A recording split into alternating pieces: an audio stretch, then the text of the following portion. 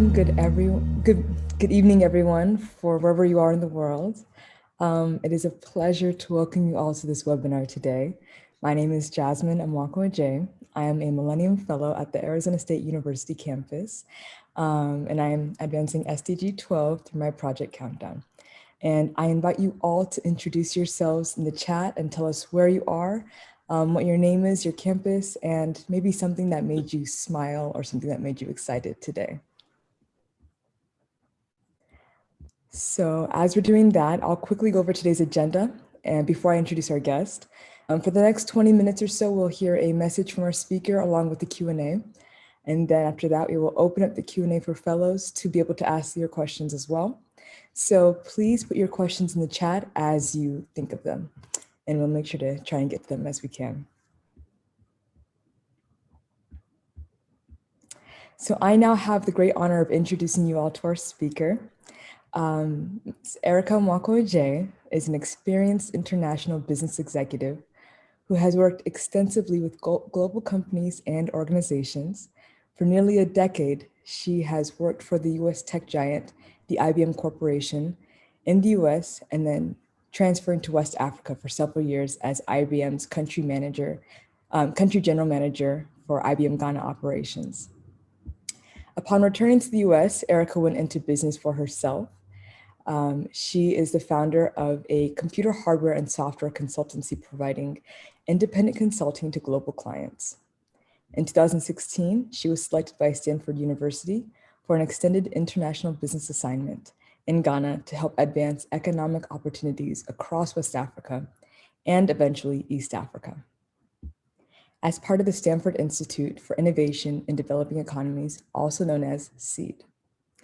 Erika brings the expertise of Stanford Graduate School of Business and the innovation of Silicon Valley to CEOs in both East and West Africa. By leveraging her skills as a business leader, Erika's role in Africa supports Stanford's initiative to end the cycle of global poverty.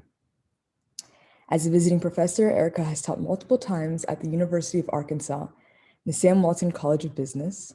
Erika is an alum of Arizona State University, and she currently lives in Phoenix, Arizona, and enjoys traveling and mentoring future leaders. And I have the great privilege of calling her Mom. Mrs. Amoako-Agyei, you are welcome. Would you mind sharing with us a little bit about how you're feeling today? Thank you, Jasmine. Thank you for that introduction, and I'm feeling great. I'm really excited to be here today. Awesome, awesome. You're welcome. So I will just go ahead and let you get started. You can share your message with us. Wonderful. From my end, good morning, everyone. It's an honor and a pleasure to be here. I want to say to Jasmine, thank you for that introduction. I really appreciate those words. Again, I just want to say my name is Erika Amoako-Agyei, and I'm grateful to be here today and also to have an opportunity to share a message with you. So as was mentioned in the introduction, I've had the great privilege of living, working, and leading businesses in several countries around the world, primarily across Africa and the United States. So just to give you some insight on my current role that was mentioned in the introduction, currently my relationship with Stanford University is through a business transformation program that we call Stanford Seed. And what Stanford Seed does is we partner with entrepreneurs in emerging markets, and our goal is to build thriving businesses that transform lives. Seed is an initiative of Stanford University's Graduate School of Business, and it actually stands for the Stanford Institute for Innovation in Developing Economies. So we shorten it, we call it SEED. And my role is I serve as one of 6 business leaders on the ground in Africa. And myself and my counterparts, we coach, we mentor, and we support entrepreneurs as they go through our transformation program. So my goal for today is one, I would like to share with you a little bit of my background story about how my career began.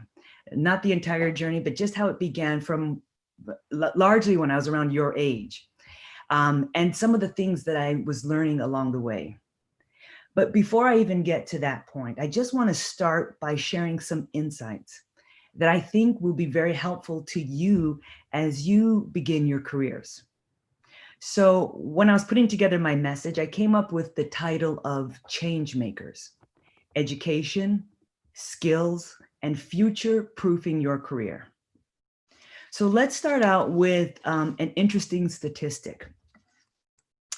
According to research, one of our professors at Stanford University cites that within 5 to 10 years of graduation, 80% of university graduates are working outside of their field of baccalaureate study.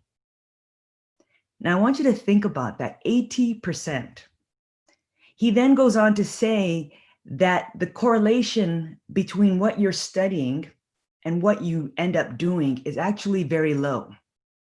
Now, of course, there are always exceptions, but I thought this was interesting and I wanted to share this with you.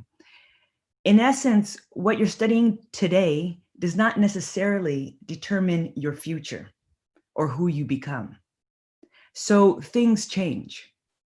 And you've all heard the saying that the only constant in life is change. And I think we can all agree that this year, 2020, has further emphasized this statement. But I want you to take that statement and I actually want you to now think about your career. Today, more than ever, technology is changing the nature of work. And what does that mean for you? Well, if you think about it, for one, it means that there are new skills that are required to meet the demands of the future. And number two, research shows that in the workplace of the future, degrees and credentials alone will no longer be enough for graduates to distinguish themselves from their peers. Now, degrees and credentials are definitely important, so don't get me wrong, I'm not saying they're not. And they may get you in the door, but they're no longer enough to keep those doors open. So in order to future-proof your career, the one thing that will keep those doors open is your ability to continuously adapt your skills to keep up with the workplace of the future. So you may be asking, well, what does that involve? Well, in this age where technology, artificial intelligence, robotics, and all sorts of automation are replacing so many jobs, emphasis in today's workplace is being placed on your ability to do the things that computers cannot do. And that is using your uniquely human interpersonal soft skills. So here's an example. According to the World Economic Forum, 4 of the top 10 skills that you are going to need to thrive in 2020 and going forward are, number 1, complex problem solving. Number 2, critical thinking. Number 3, creativity. And one of my favorites, number 4, emotional intelligence. That's just 4 of the top 10. What this list tells us is that the future of work will not only be about the hard skills, but in addition to the technical skills that we learn, whether it's coding or whether it's our disciplines, companies today want people with an eye for detail. Companies today want people with creative problem-solving skills, critical thinking skills, a collaborative mindset, and an ability to deal with complexity and ambiguity. So basically, I just want to emphasize to you that as professionals, we need to embrace change and realize that what our jobs are today might be dramatically different in the near future, and that's okay. The good news is that all of the skills that I mentioned can be learned. And that's what's going to distinguish you from your peers. So that's something to keep in mind. And when we talk about where can I develop these kinds of skills, because typically we don't learn these in school. Well, one of the best places to develop these kinds of skills is through a program such as this, the Millennium Fellowship, which provides you great support as you use innovation to problem solve and advance the SDGs. So with that initial introduction, let me share with you a little bit of how my career started, my early days. When I look back and look at my career and my first job, it began, as was mentioned, in the tech industry. And believe it or not, it began when I was only 18 years old. So straight out of high school, I earned an amazing opportunity to work for the world's largest technology company, which at that time was the IBM Corporation. So at IBM, I started off as an intern, and I started off in the mailroom. So nothing glamorous. I was working every day. I was sorting and delivering mail, and I would deliver it to the senior executives. And over time, I worked my way up as I went to school at Arizona State University. So while I was studying business concepts in the classroom, IBM gave me an opportunity to learn how to apply them in the real world. In essence, my internship became my classroom outside the classroom. And after 4 years of interning with IBM, shadowing executives, and learning hands-on, I graduated with honors, I graduated with confidence, and most importantly, I graduated with firsthand experience in one of the world's largest tech companies. So when the company hired me on professionally in the Phoenix office here in the US, I felt not only inspired, but I also felt that I was prepared to take on greater challenge. Despite studying marketing, which was what my major was, as a business student in college, I learned software and tech tools at IBM. But I also had to learn how to hold my own in many situations where I was the only woman in a room full of engineers and developers. In spite of that, my personal dream was to work with IBM on the global stage. Ideally for me, somewhere in Africa. I was open, I just wanted to go and work somewhere in Africa. But at that time, nothing of that sort even existed. So I started working, but I kept that vision alive. And I began working as a marketing executive in a very comfortable position in the downtown office in a large tower. And I was covering business accounts for very large multinational clients in California and in Arizona. But if you ask me today about the time that I was happiest with the company, I would tell you that it was when I was faced with the most challenge. So 2 years into my career, my dream came true, and I was able to leave the United States, and I moved to Ghana, West Africa. And when I moved, I was moving to join the new IBM Africa division, which I had come across. So at that time, I was really excited, but you can imagine, many of my colleagues in the US thought I was crazy, and maybe for good reason.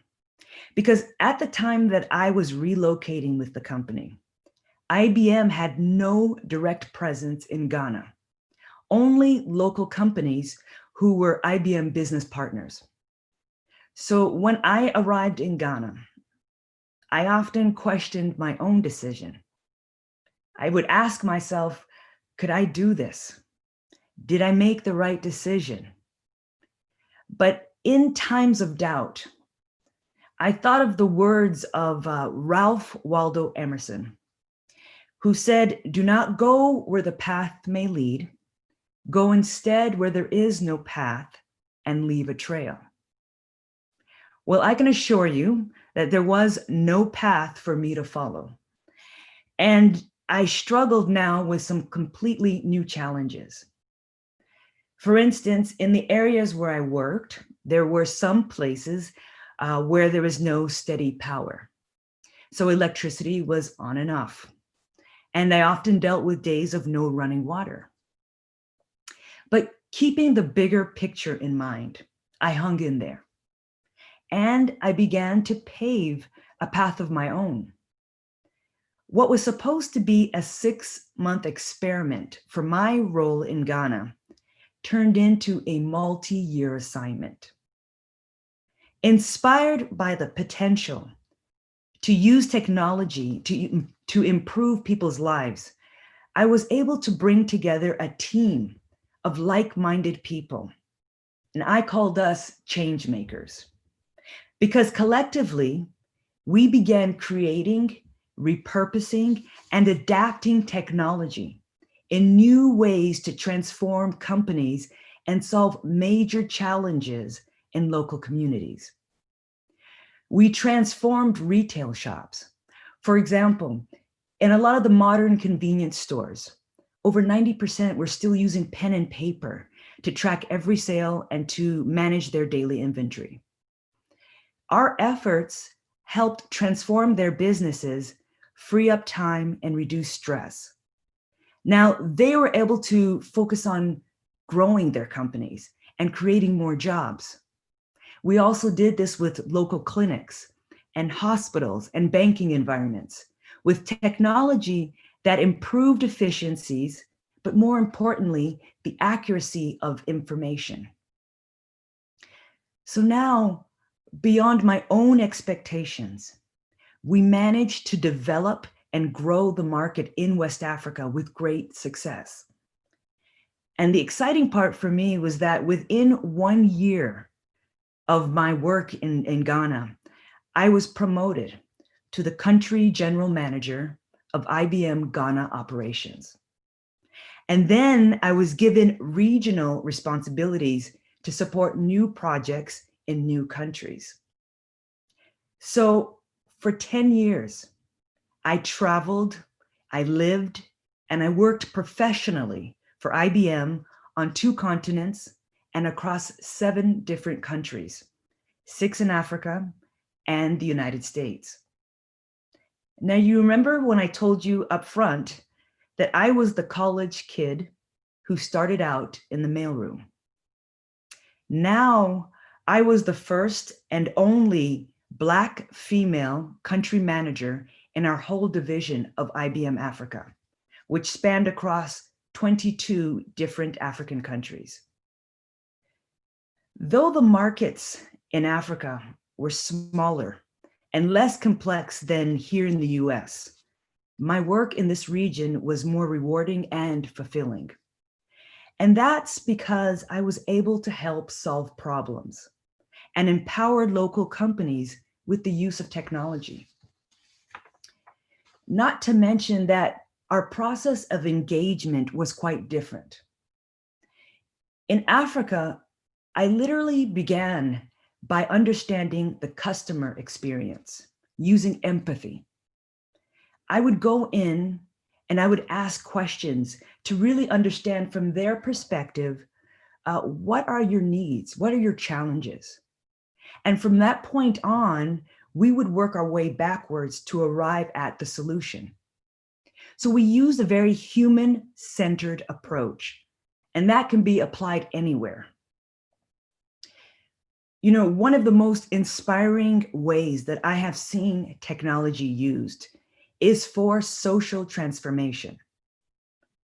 Through my work with IBM in Africa, I learned some critical lessons, and I want to emphasize just 2 of them here today.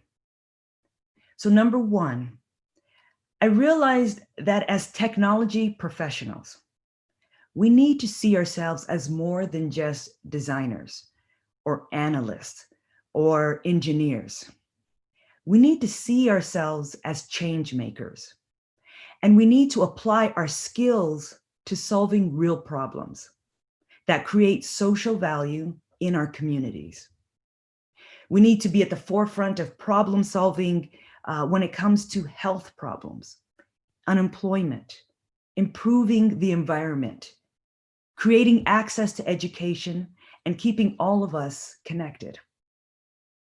The second thing that I learned during this time is that whether big or small, I am a firm believer that the next generation of companies has to be designed around impact. I'm a strong believer that when you look at companies and the makeup of what they're about, the purpose of companies, I believe, is to become a driving force for social, environmental, and economic benefit. This is the model of what we call the change maker company. So that just gives you a brief glimpse of my background story and my early story that led to my current relationship with Stanford University. Right now, I am the first and only Black female business coach with Stanford Seed. And because of that, it's important for me personally to support and empower our female business leaders. As change makers, we have to be intentional about solving real world problems. And just to close, I just want to say that as all of you go forward, I encourage each of you to think of yourself as a change maker. And as you enter the workforce and you begin making a living, ask yourself, how am I making a difference? Thank you very much. And thank you for those wonderful, inspiring words. I'm sure we all took at least one or several lessons from them. So thank you so much. My pleasure. That was very inspiring. I just want to start with a few questions to ask you. First of which is, your work has reflected immense cultural diversity. What makes embracing diversity and building cross-cultural relationships within an organization or a team important, especially in the social impact sector? Yes, I would think that, when it comes to embracing cultural diversity, I think it's critically important. I have two kind of rule of thumbs when I think about cultural diversity. And also, just to give you some insight, I was fortunate to work on the global stage and to work on a lot of multinational teams.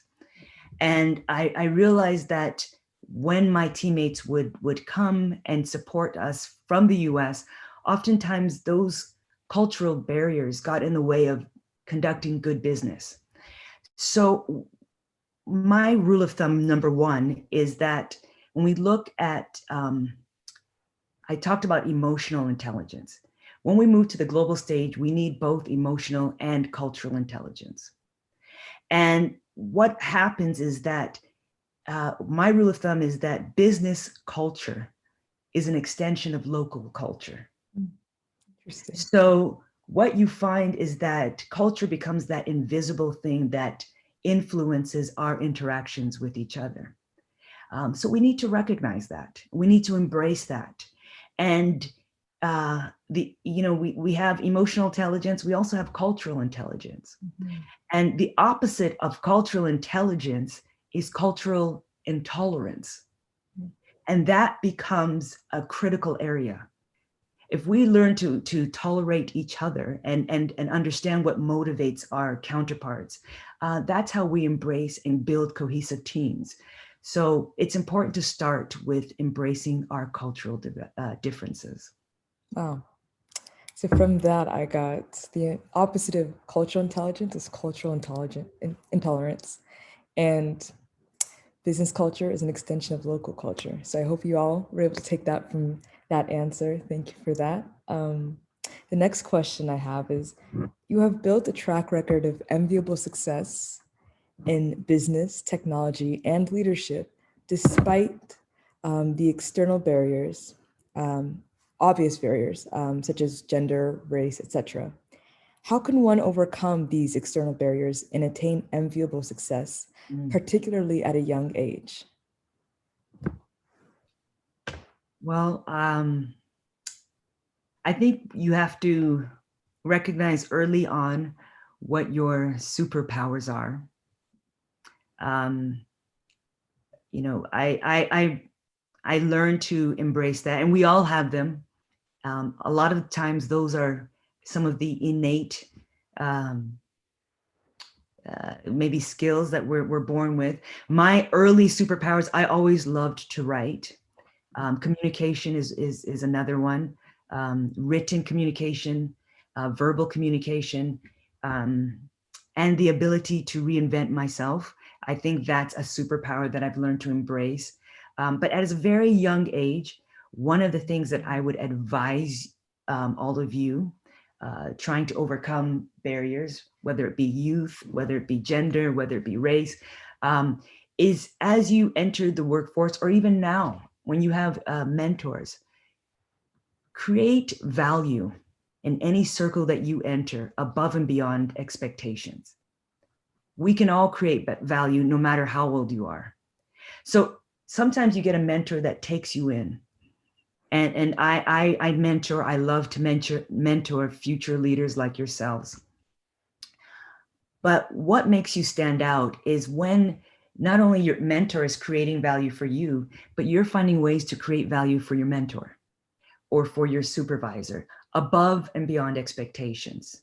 At IBM, as a very young person, one of the reasons I think they kept me on from the age of 18 at that time was because I started learning a lot of the tools on how to build proposals. And I used my writing skills to say, you know, can I help you with writing your proposal, or can I take that on? And, you know, at first they'd be hesitant, but once I would just say, look, I put this together, would you like to look at it? And they said, that's fantastic, that's great. You know, can you help me with this? And eventually was like, oh, call that intern. Where's the intern? You know, she's very good at creating proposals. So you have to go and take that measure of trying to find ways to add value. And there's always ways. You have to use your innovation and your creativity skills. These are all the skills that are going to distinguish you. So that's what I would recommend. Excellent. Thank you for that. And I'm going to ask my last question. Before I do, I want to let you all know, fellows, that our Q&A is opening up. So please submit your questions in the chat so that I can ask our speaker them. So my last question to you, Ms. Amoako-Agyei, is Millennium Fellows around the world are committed to creating change in their communities through different innovations. What advice do you have for them as they start building their social impact careers?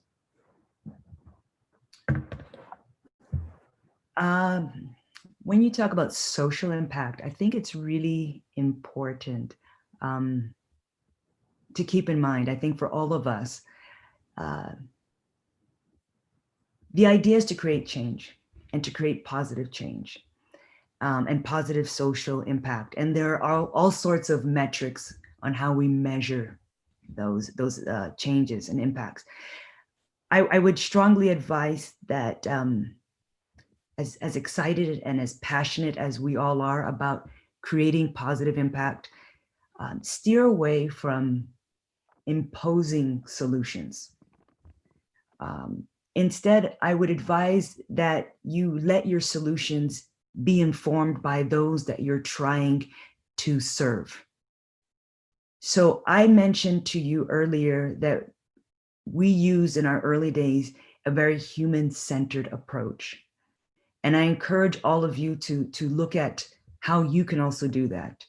And it's really important to, in order to do that, to remain curious, to engage the people that you want to serve by listening to them, using empathy. And you'll be amazed at the power of co-creating solutions with the people that you are trying to serve.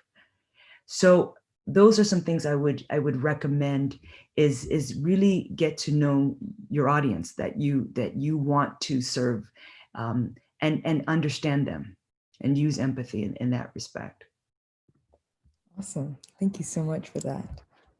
To start our Q&A session, our first question is from Yashida. Yashida, would you like to ask your question? Hello, I'm Yashita. I am from New Delhi, India. Thank you so much for recognizing. Thank you.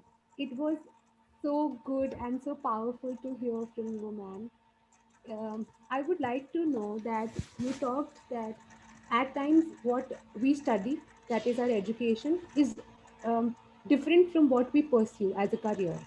So how do we make it? How do we bring in use our education, even though our career is quite different? How do we make use of the skills that we have learned while we were, attaining our education? Thank you. Okay. So if I heard that correctly, um, how to use the skills that you obtain through your education if your career is changing. If that's correct, that's a really good question, and what I would advise and what you will have to do is you will have to take it upon yourself to continuously upskill, as they call it, and reskill yourselves. In other words, you will continuously have to, we're in an age right now that demands lifelong learning. So you will continuously have to hone your own skills. Sometimes you can take courses through work, but a lot of times you may have to take it upon yourself to find, okay, this I realize in my workplace today, to stay competitive, I need to learn this new tool. There are courses and webinars and courses on LinkedIn. LinkedIn has a lot of learning courses that you can get and take. Some are free, some are relatively inexpensive, but nothing stays the same. As I mentioned, things will continuously change. So, and in this age of technology, sometimes our skills that we have today change rapidly. So to keep above, you will have to go in and try to learn how to obtain new skills. And there's so many different resources that we can do that through: podcasts, webinars, LinkedIn. Basically, that's on us to do, and we will continuously be in this lifelong learning. So I would say that would be the best advice I could give you in that respect. Thank you for that. Our next question is from Aishwarya. Aishwarya, can you please introduce yourself before you ask your question, your name, your university, and which country you are from, and maybe which SDG you're advancing as well? Great. Thank you, Erika. Thank you for taking us through your journey with social impact and women in the corporate world. My name is Aishwarya. I'm a student of Ashoka University and I'm from India. My question to you is, when it comes to scaling social impact, especially for social businesses or enterprises that cannot rely on grants and require investment to kind of increase their scope of operations, how do women founders deal with an ecosystem, a venture capital ecosystem dominated by men? And why are there so few women founders up there in the big league heading unicorns? Wow. I don't know if I could, there are definitely a lot of inequities when it comes to women-led enterprises. You first mentioned how to scale with so few grants. Is that correct? I said when social businesses can't rely on grants like the way NGOs do, and they require capital inflow, women leaders, women founders of small businesses who would like to expand their impact and deliver, to their communities, how do they reach out to a ecosystem so dominated by men, where investment is so hard to come by for women-led businesses? Well, there are a lot of investment funds. I mean, it's still growing, but right now there are investment funds that are focusing more so on women. As I mentioned to you, I'm working with a lot of women-led enterprises, and our goal is to try and raise the awareness of women-led enterprises to some of these funds. The challenge is a lot of time women don't get the support that is needed. As a business coach, that's one of the things that we are trying to do, is trying to help women build structures that meet kind of international standards. And even though you have a social impact enterprise or social enterprise, a lot of times, especially when you're seeking capital, we have to remember you still have to have a good business model that demonstrates a return. So a lot of times when we look at social enterprises, especially those seeking funding, if it's not a grant and it's actually investor funding, even if it's a social investor or an impact investor, they still want to see that the business model is something that's sustainable. So we try to coach these companies led by women to build a structure so they can demonstrate not only their social impact, but also the financial return. So we need to make sure that we have, and that's how you build a sustainable and a long-term enterprise. So it is far less, I mean, as far as women led enterprises, yes, there aren't as many, but there are some resources that are available that are now looking more so to support women-led enterprises. Building the structures so that they can compete with international standards is the biggest challenge. And I don't know if that gives you your full answer, but that's one area that I know that we're trying to work on at Stanford Seed.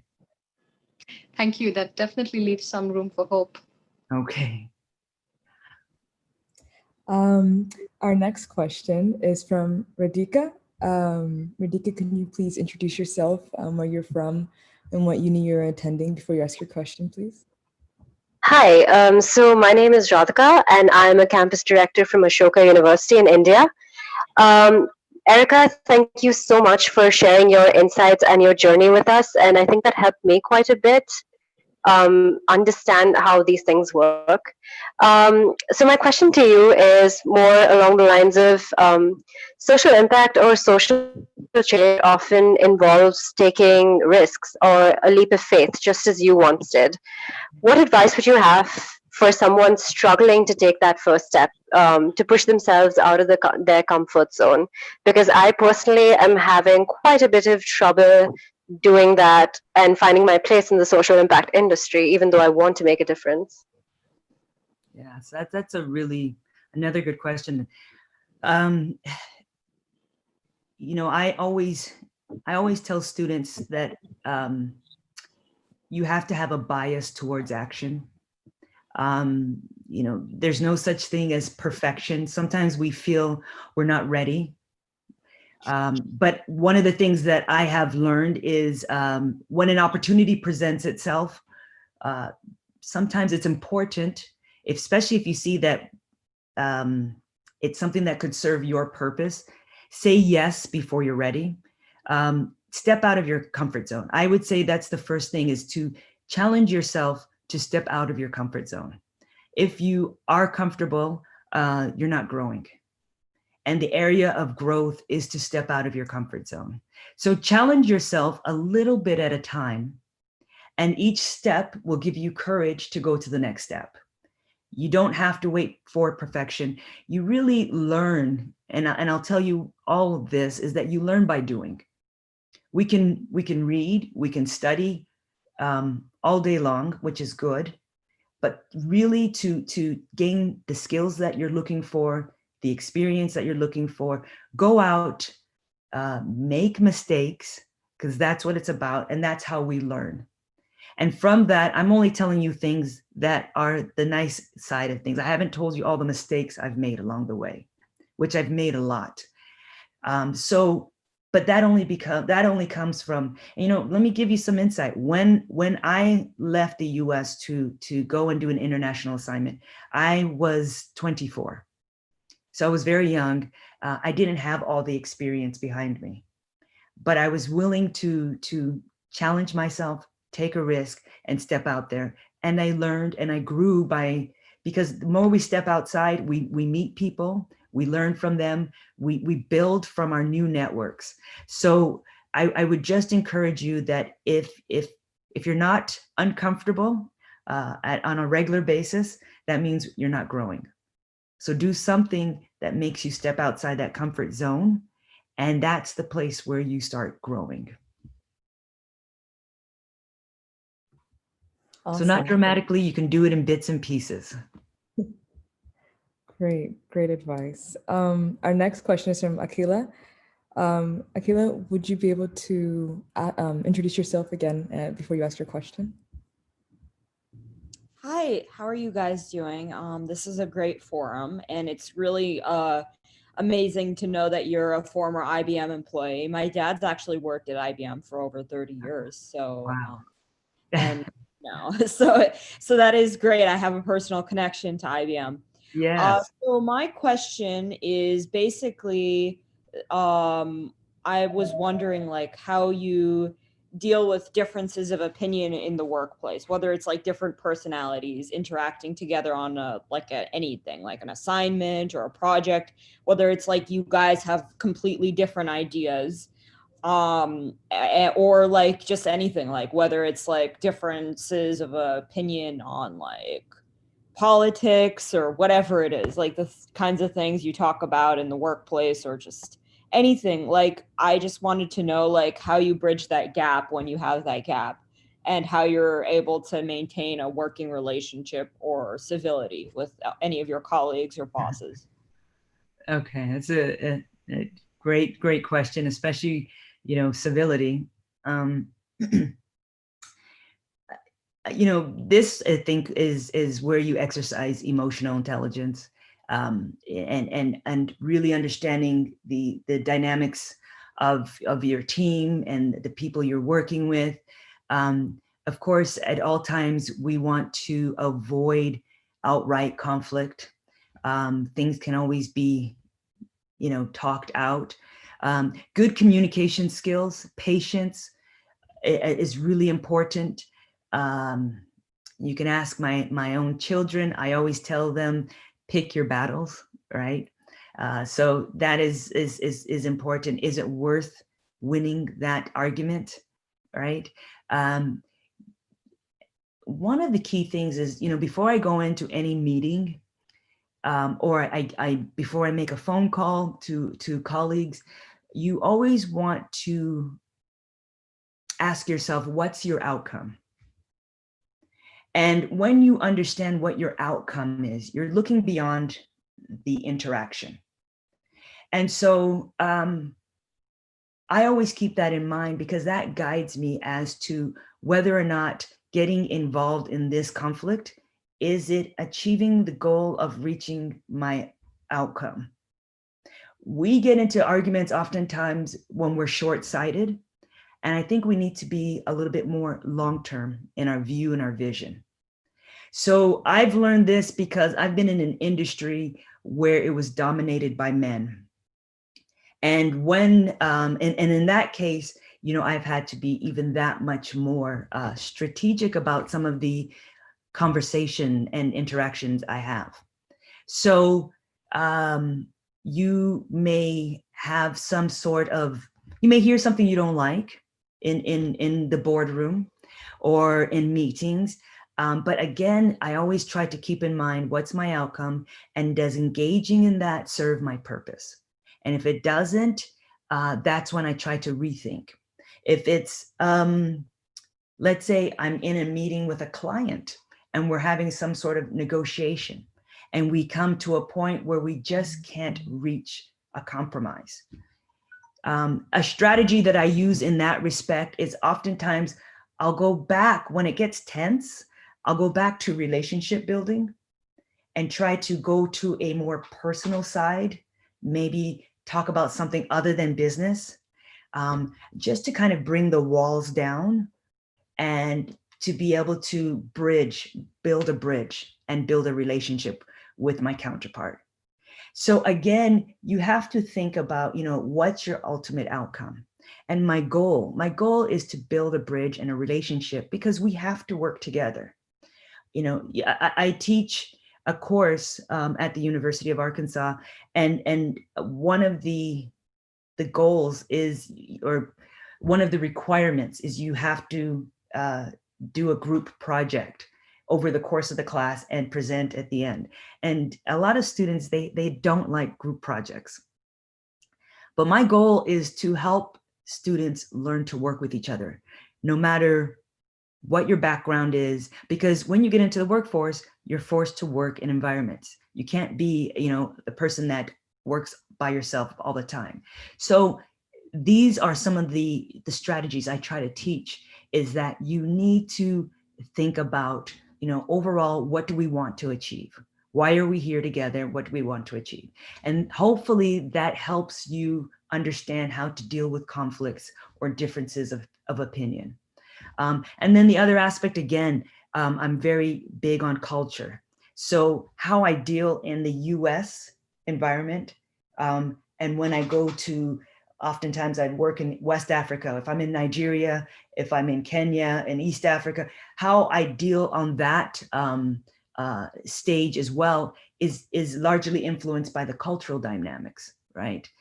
US, the hard sell may work better. In West Africa, I want to be more focused on the relationship as well as the sell.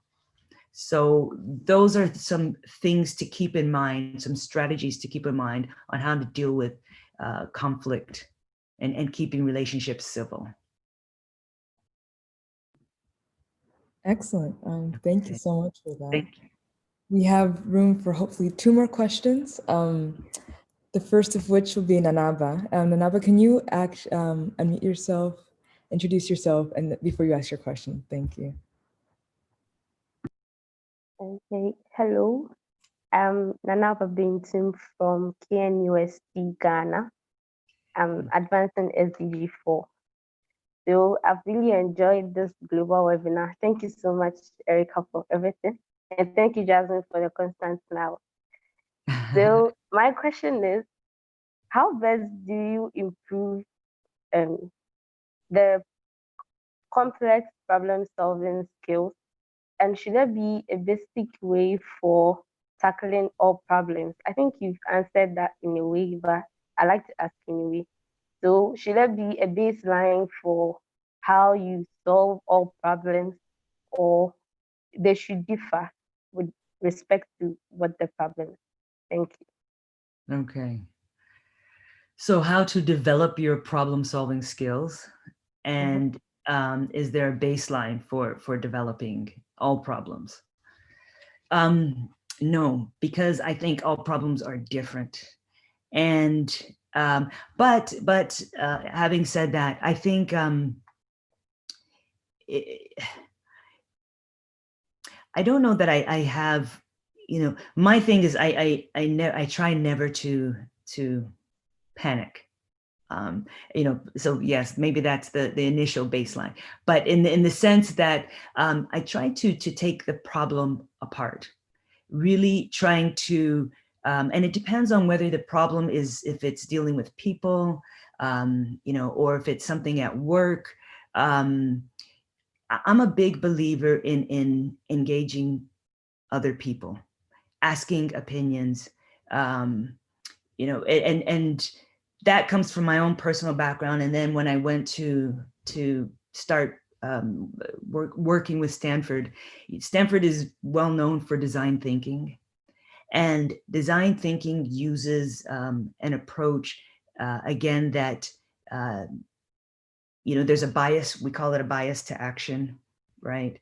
So it's really engaging people. We kind of use empathy interviews going out, asking people questions, and then prototyping. So putting together a prototype and asking opinions on the prototype. Is this a product you would use? So say we're working on, product development.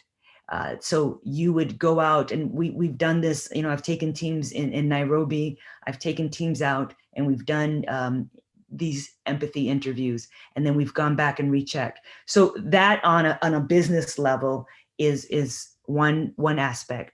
And then, there could be personal problems.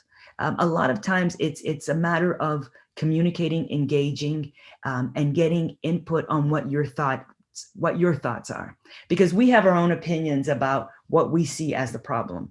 But a lot of times our counterparts, they may see it as from a completely different angle. So when I'm working on a team, especially a global team, and say I'm leading a global team, right? And if I talk to my individual team members, they may perceive a problem from one angle. And there's all kinds of layers of complexity that we may look at problems. But when you talk to somebody else, they see it from a different angle. It's only when we engage and we communicate and we ask the tough questions, and we have the difficult conversations, we have the courage to have those difficult conversations, that we really start to break down some of those barriers and some of the things that we only assume, but we really don't know because we haven't asked. And so I'm a big believer in talking to people, and sometimes if it has to do with myself, and I want to grow, getting the opinions of people who have more experience than me. So that really helps kind of guide and inform me. I hope that helps give some insight into your question. Okay. So, yeah, that. Thank you. Okay. Thank you. I think. Yes. Sorry. I think with the first part about the complex problem-solving skills, Mm-hmm. if you could give a little about that, I didn't really get that. Okay. So with complex problem solving? Yes. Okay. So with complex problem solving, when it comes to complex issues, you really understanding, because they're complex problems, they can vary from all different angles. If you understand perhaps where the gaps are, you really have to kind of do, there's different ways to address complex problems. There's gap analysis. There's really understanding where the problem is right now, where the root of the problem is. How do you break up and really understand the root of the problem? So there's different angles, but I think you really need to sit down and focus and try to identify what the root of the problem is, do what they call a gap analysis. And you can only do a gap analysis when you understand where you want to go. So if you understand that we're here, we need to be over there, but we don't know how to get there, that gives you a baseline. You were asking about a baseline. That gives you a baseline as to, okay, we have kind of a roadmap now. We have a destination when we have a beginning. We don't know how we're going to get there, but at least we know where we're going. So complex problem solving, you want to start from that point of view. You want to understand what the root of the problem is. You want to do a gap analysis based on, ideally, this is where we need to be.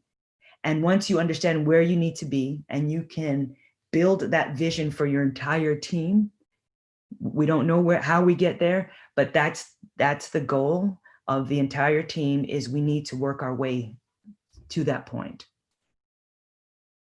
Yeah. Okay. All right. Thank you so much. Can we let the fellows know the best way to contact you or network with you? Yes, you can find me on social media. And dare I put Jasmine on the spot? Yes. You can contact me through her. I love working with future leaders, so don't hesitate to reach out to me. And thank you all once again.